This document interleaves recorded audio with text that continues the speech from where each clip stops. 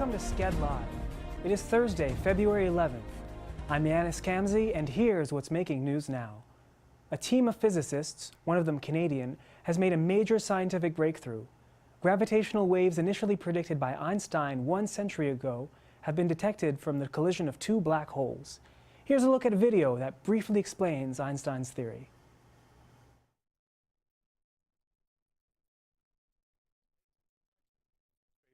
Around it, so that other bodies following their natural paths tend to be attracted to this depression. Prime Minister Trudeau meets with UN Secretary General Ban Ki-moon in Ottawa. The two will discuss climate change, gender equality, and women's rights. They will also discuss the Syrian refugee crisis and Canada's contribution to UN peacekeeping. Canada's role in UN peacekeeping has diminished since the 1990s. Prime Minister Trudeau announced he will meet with Aboriginal leaders. Trudeau will then host a First Ministers meeting.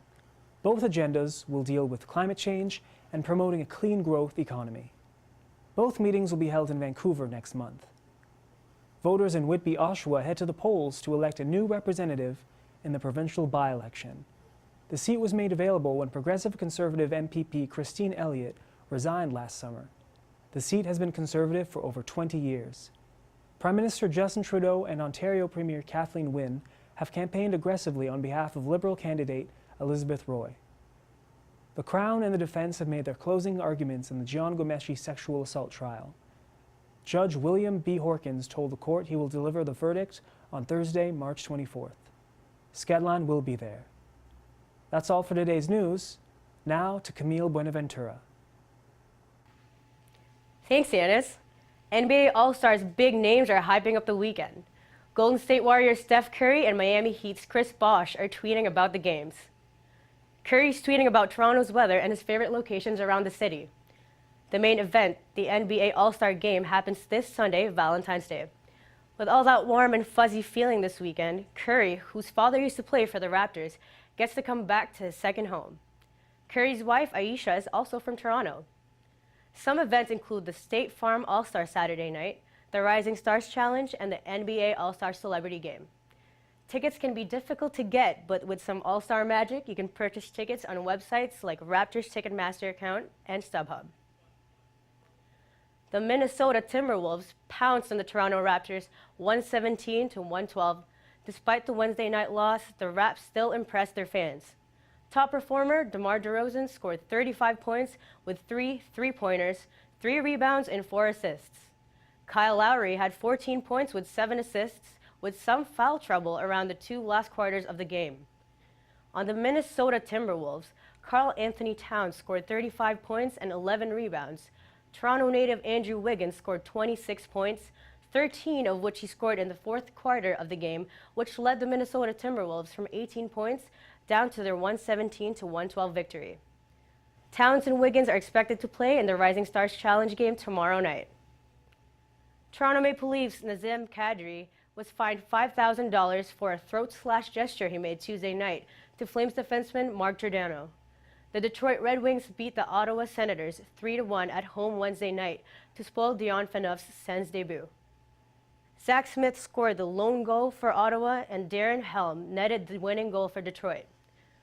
The New York Rangers shut out the Pittsburgh Penguins 3-0, all shot by Kevin Hayes, Jesper Fast, and Dominic Moore.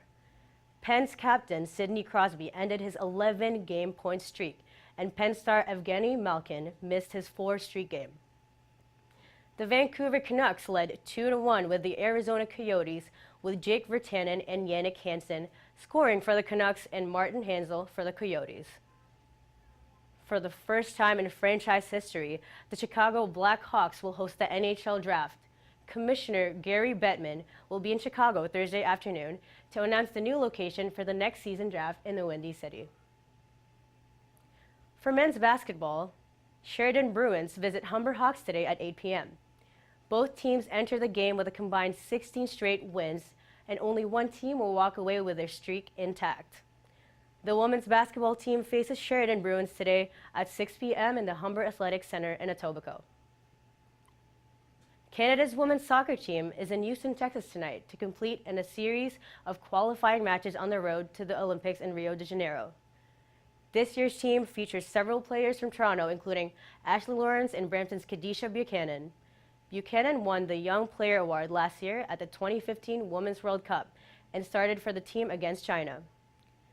That's today's news sports. This is Camille Bonaventura. Now to read you for entertainment news. Thanks, Camille. Kanye West's new album drops tonight. The rapper will also unveil his newest Adidas fashion line at the same time. The event will be live streamed to cinemas worldwide. No word yet as to when the new album titled The Life of Pablo will be available on iTunes. J.K. Rowling is writing Book 8 of the Harry Potter series. The book, titled Harry Potter and the Cursed Child, will be available at midnight on July 31st, the day after it is presented on stage in London as a play. The novel is about Harry's struggles with his son. Former New York Mayor Rudy Giuliani is criticizing Beyoncé's halftime show at the Super Bowl. Giuliani says Beyoncé used it as a platform to attack police officers. The politically charged music video, titled Formation, dropped just one day before her halftime show. The performance features backup dancers dressed head to toe in all-black costumes, which Giuliani believes to be inspired by the 1960s Black Panther Party. Beyoncé has yet to respond to the mayor's comments or any social or political messages in her performance. Justin Bieber is on the March cover of GQ magazine.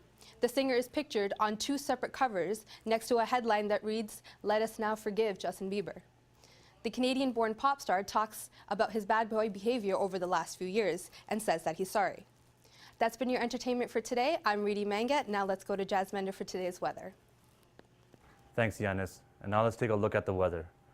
Today we're looking at a high of -16, but wind chills are bringing that down to -25. Bundle up and throw on some layers. There is an extreme weather alert issued by the City of Toronto this morning. Friday we expect to see a high of -5 with few flurries scattered throughout the day, but a low of -22. Saturday is going to be mainly sunny with a high of -17 and a low of -22. Sunday is going to hover around -12 with some sun and a low of -18. Monday we're going to get some flurries to kick off the week with a high of -2 and a low of -7. And Tuesday with a high of 2 and a low of -3. Wind chills this weekend will be keeping it as low as -17 to -27 out there. So make sure you stay safe and stay warm. That's all for weather today. I'm Jasminder Sidhu. Back to the studio. Thank you, Jasminder. That's all for skedLIVE. For more of our coverage, visit skedline.com. I'm Yanis Khamsi. Thank you for stopping by.